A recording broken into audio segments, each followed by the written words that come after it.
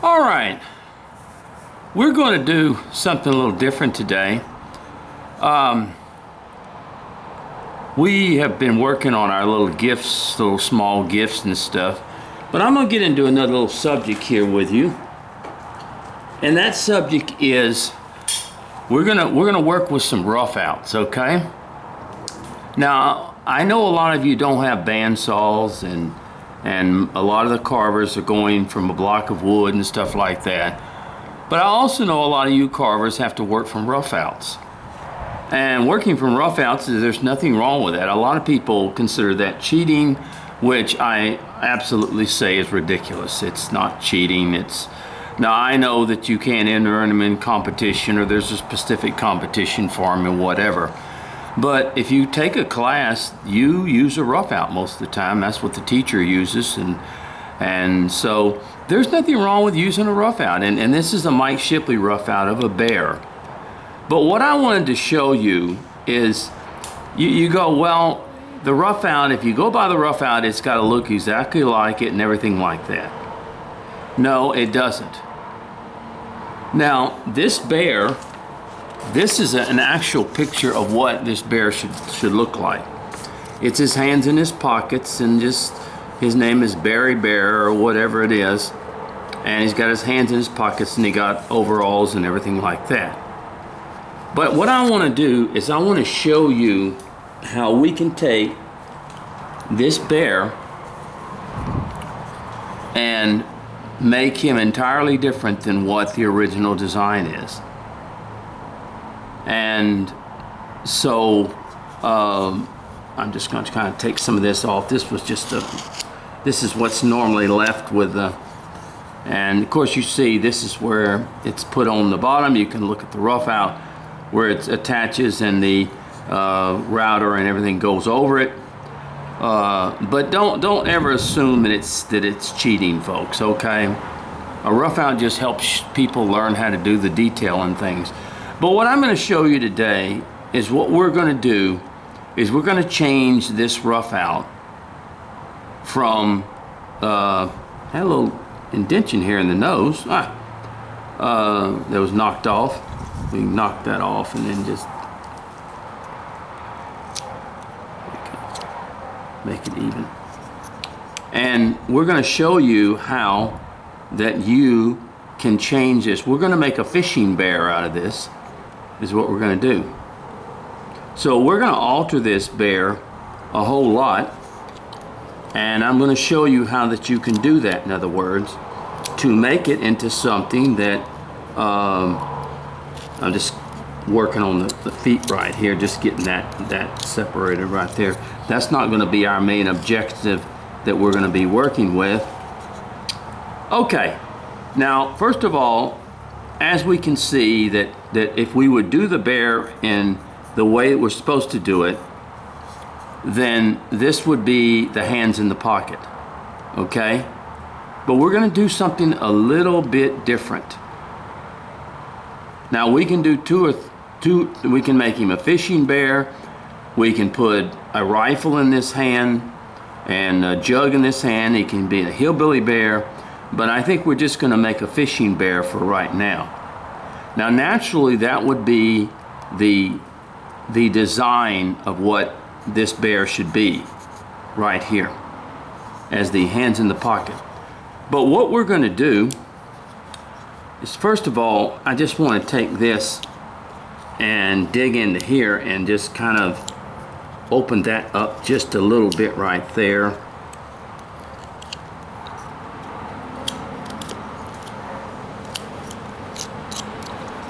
Okay, just a little bit right there.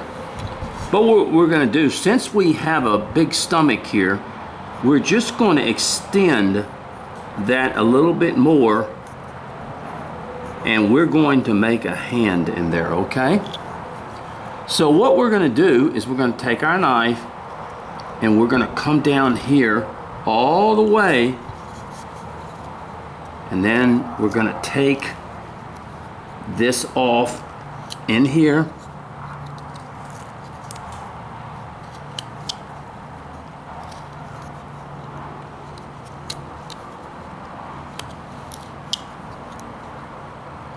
because we have that stomach in there, and we can use that to make us another hand. And then I'm going to come down here like this, and I'm going to take my knife blade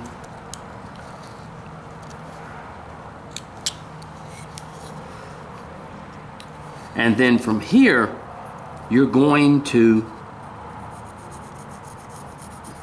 bring, instead of this going into the pocket, we'll bring this further down here and we will cut it. And you want to be careful back here because it's you want to take small. You do not want to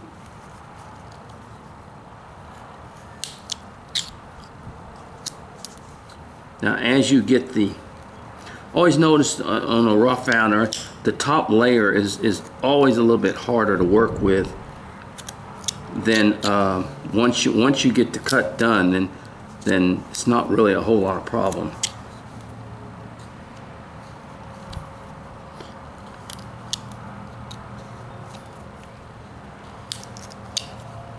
But make small cuts at first, and let the knife do the work. Now, do you see what's going on here?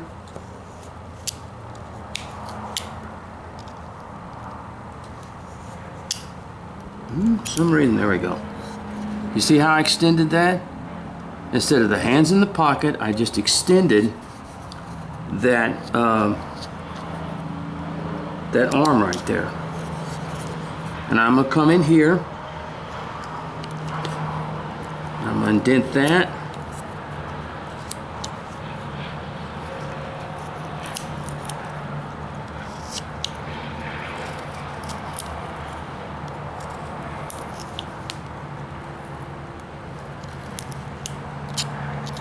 There you go.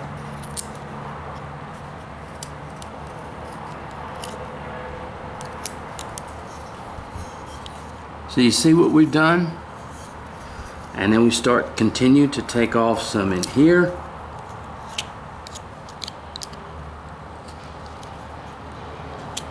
So we're gonna make that even back here. We're gonna take off more back here and make that more indentions. But what we've done now is we have given him a hand instead of the hands going in the pockets, as we see right here. And we're gonna take this arm down a little bit more and shape it up a little bit more and stuff like that. But what we want to do is we want to go to the next arm.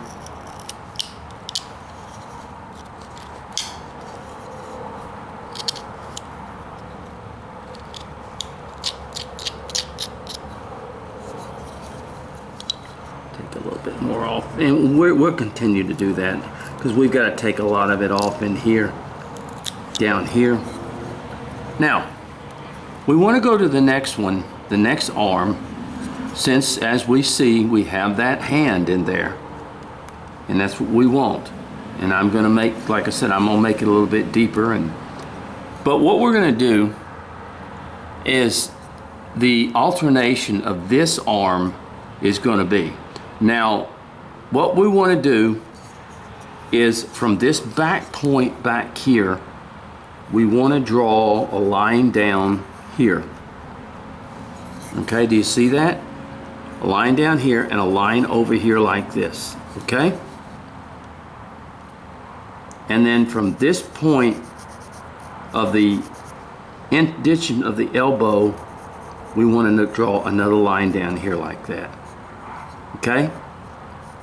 Now I'm probably drawing it a lot thinner, and we'll cut back on it. But I'm going to show you what we're going to do.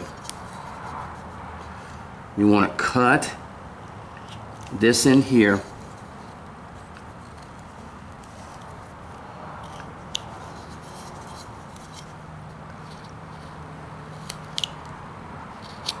And take out this piece right here.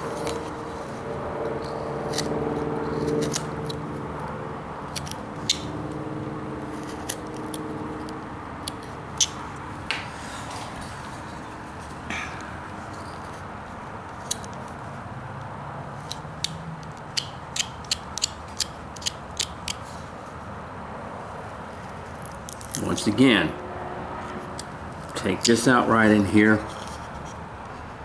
And what we want to do, okay, and then we want to come from the back side here, and we want to come down here, and then we want to come back here. Now I'm making the hand or the arm a whole lot bigger than what it should be necessarily, but I want to do that because I can always cut it back. In other words, I don't want to cut it where I can't.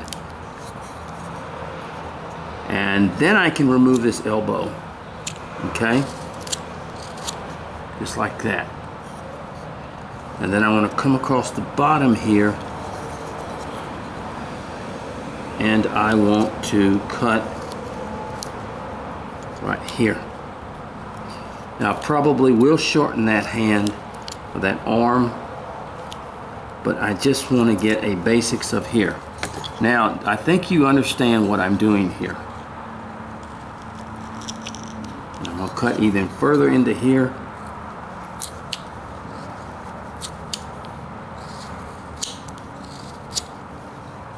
Do you see this?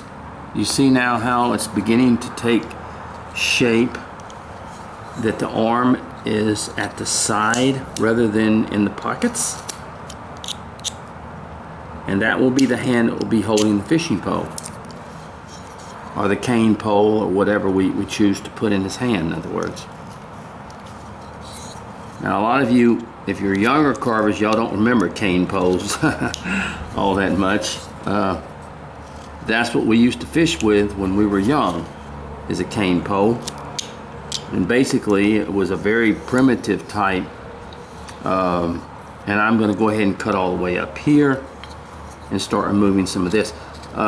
Most of it was just basically a pole with a hook and a cork or whatever, and you went out there and you just used it to fish. Never had a rod and reel on it. Just an old cane pole. Many people fished when I was a young boy that way. All right, now do you see now what I'm talking about here?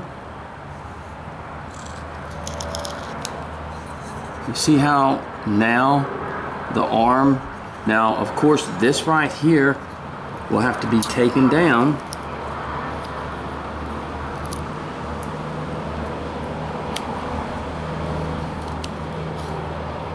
But you take that shoulder down and look at that.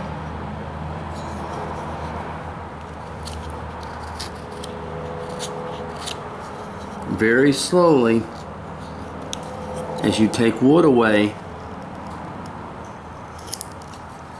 you got a hand at the side. And I'm going to continue to take wood away. Yeah, those old cane poles, they were unique.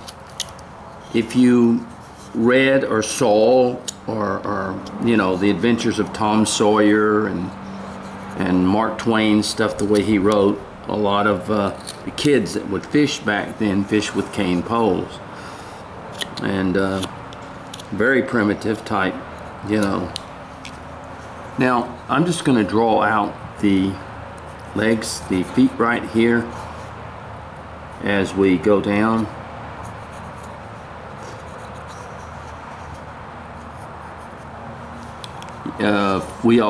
And I fished with the cane pole. I did when I was little, and it was a lot of fun because it didn't take a, of course as I got older I used a rod and reel, and I look at the rod and reels today, they're just very fancy and unique.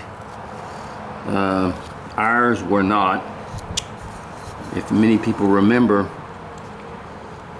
I used to have what was called a Zebco 88, and I think it was an 88 or 808 or something like that, and that's what we fished with. It was a very it was a closed reel. It wasn't an open face reel. It was a closed reel, and they were easy to fish with. They were cheap to buy. We didn't have a lot of money, And that's what I fished with most of my life. And then eventually I moved to better things, and then I moved to doing some bow fishing. I enjoyed that. And so, okay, as you see now, we're going to take a lot off so that we're gonna actually make a little fishing pole separate, and we're gonna put it in this right hand, or is that the left hand? Let's see. Oh, that's right. I got to start figuring things out, yeah. And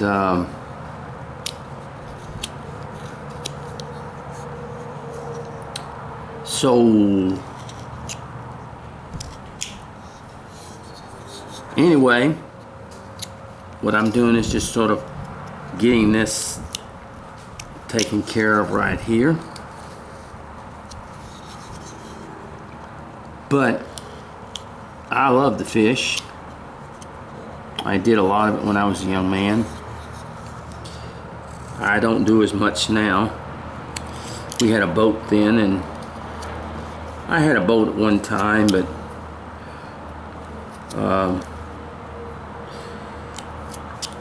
when my wife got real sick with cancer, I didn't have much time to.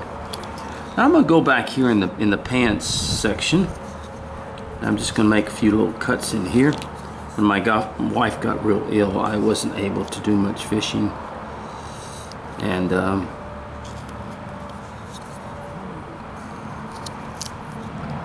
so, and after she died, I really didn't have any time for fishing, trying to raise my son. I made a video prior to this that's I put on YouTube about people who are hurting.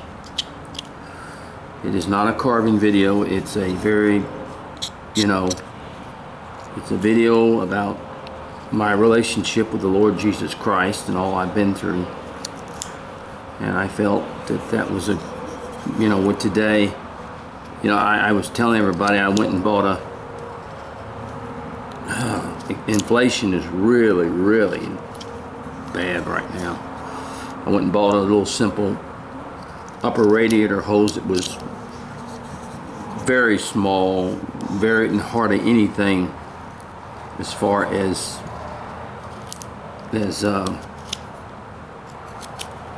bringing this all down. This is where it curved over. See how now you have a straight arm, where we can work with that now.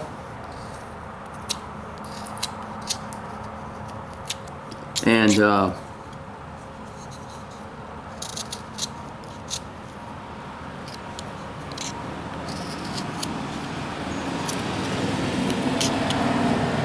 we're out in the garage, folks, so don't feel intimidated by the noise. It's a very dreary day here in Texas. We've had some few little cold snaps and stuff. I know most people have had some cold snaps. I had a little experience when I moved a man from, I went and helped a friend who lives in Tulsa, and I helped move him to Ohio. So I drove about 9.5 hours to Tulsa and then turned around, and we rested that night, and then I drove the next day. We had some issues and didn't get off until around 4 o'clock. I'm gonna go ahead and draw this in the middle. This is of course where the back of the shoes or the back of the pants come, and you just run your knife down like this, and from each side kind of widen it out. And he was pulling a camper, and about when I should have said something, but I didn't. I don't know why I didn't, but he had let his camper sit out about 3 years where he was in Tulsa, and he was living in a little apartment, but he had let it sit out there for about 3 years and not used it at all. And I thought that the tires looked a little cracked around the edges, in other words, but he said they'd be all right, and we thought they would. Well, anyway, we started out about, no, it wasn't. It was around noon when we started out, and we got about an hour out of Tulsa, and one of those camper tires just came completely apart. I mean, I was behind him, and I started seeing black rubber just flying around, and I looked, and that one of those tires, he had 4 of them on his trailer camper. One of the tires was just coming apart. So there we were, stuck on the side of the highway, and it was cold. And so he called AAA, and then they called back and said, well, we thought you were in the Tulsa area, but you're not. You're out of the Tulsa area, so we need to get somebody else. And we waited and waited and waited, and just seemed like nobody came. So we got out ourselves. I asked him if they had a jack, and it was on the side of the highway. We were able to get off on an exit a little bit, trying to get off the highway, because I mean, people were going 100 miles an hour. It was pretty scary, and we jacked it up, and we were able to change it. The jack, a lot of times when you have those campers, they're so high that, and it wasn't a real big camper, but it was high, and sometimes the jack doesn't go up enough, so we had a piece of wood, I think a piece of 2x6, to kind of help jack it up even more. And so let's do this right here. Let's go ahead and make where the hand's going to be. Okay? And let's go ahead and cut into that. We're going to drill a hole through the hand there, and put our little cane pole through there. So he's got to have a hand over here.